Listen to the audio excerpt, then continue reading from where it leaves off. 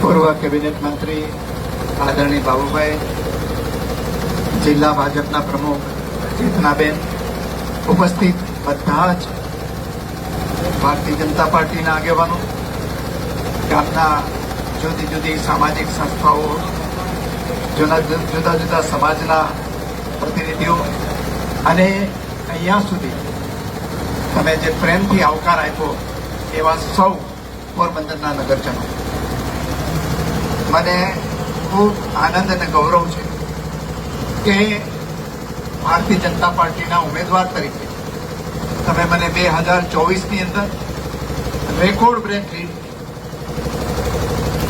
1 લાખ અને લગભગ 17,000 જેટલા મતથી વિજયી બનાવી અને વિધાનસભામાં મોકલો.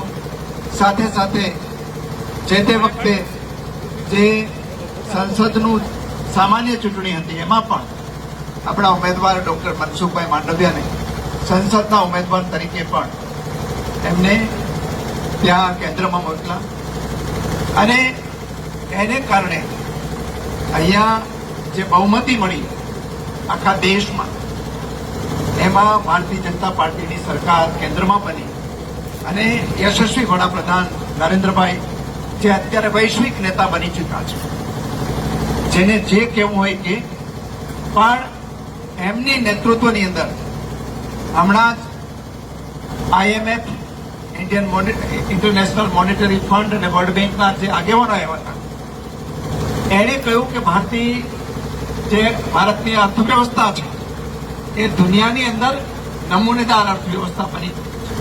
એનું કોઈ કારણ હોય તો આપણા યશસ્વી પ્રધાનમંત્રી નરેન્દ્રભાઈની નેતૃત્વ છે. અને ત્યાં પણ આપણા ડોક્ટર મનસુખભાઈ માંડવિયાને કેન્દ્રમાં મહત્વના વિભાગો સાથે એમને પણ કેન્દ્રીય મંત્રીમંડળમાં સ્થાન મળ્યું.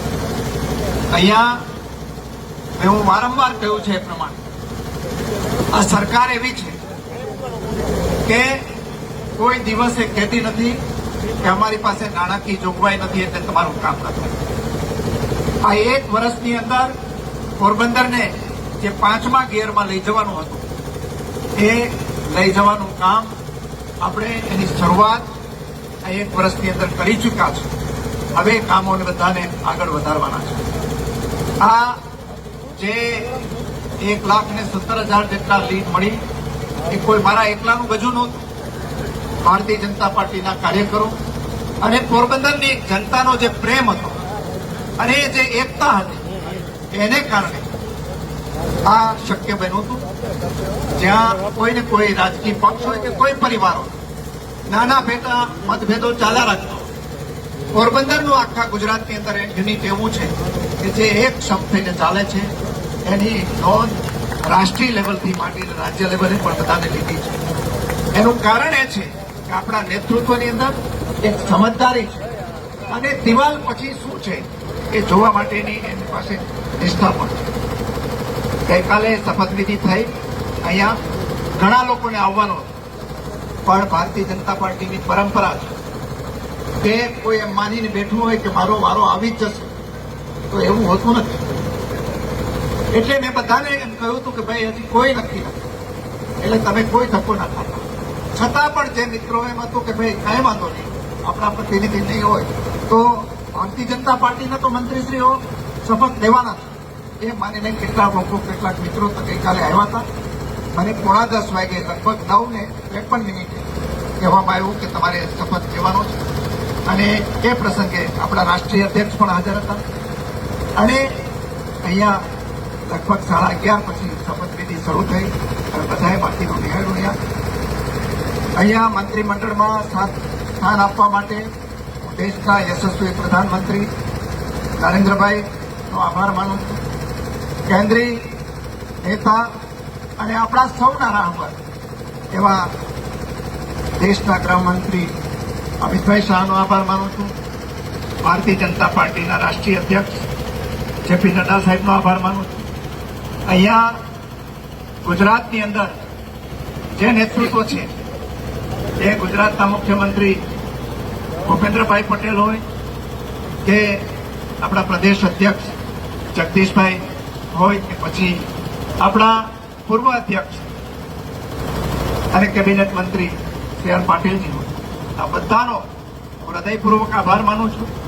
અને પોરબંદરનું સદભાગ્ય છે કે આપણને કેન્દ્રીય મંત્રી અને સ્ટેટના મંત્રી બંને અહીંયા મળ્યા છે અહીંયા. અને એમાં જેને ઈર્ષા કરવી હોય ભલે કરે, પણ આ બધું થતું હોય ત્યારે એ પોરબંદરનું જ કલ્યાણ થવાનું છે, ગુજરાતનું જ કલ્યાણ થવાનું. ગુજરાત સદભાગી છે કે આજે દેશની અંદર પહેલા નંબર અને બીજા નંબરનું સ્થાન બંને આપણા ગુજરાતીઓ, જેના માટે હવે ગુજરાતીઓ ન કહી શકાય, પણ ગુજરાતમાં જન્મ લેનારા નરેન્દ્રભાઈ અને અમિતભાઈ બંને સંભાળે છે. અને સાથે સાથે કેન્દ્રની અંદર ડોક્ટર મનસુખભાઈ હોય કે બીજા મંત્રી હોય, એ સી આર પાટીલ આ બધા જ કેન્દ્રની અંદર નેતૃત્વ કરે છે. ત્યારે મને જે વિભાગો મળ્યા છે એ બે રાજ્યના વિકાસ માટે અને પોરબંદરના વિકાસ માટે ખૂબ ઉપયોગી પુરવાર થવાના છે. અને રાજ્યની અંદર જેટલું સારું થઈ શકશે એટલું બધા સાથે મળીને કરીશું.